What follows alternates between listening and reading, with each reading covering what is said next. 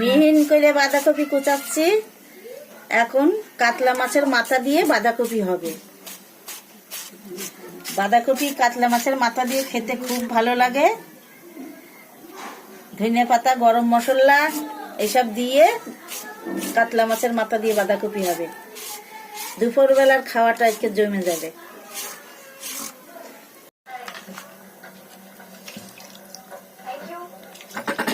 এখন বোতল হয়েছে? হ্যাঁ,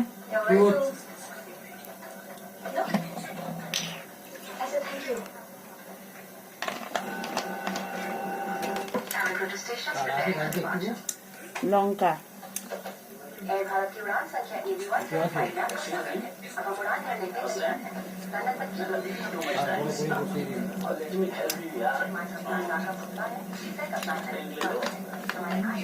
বলছি।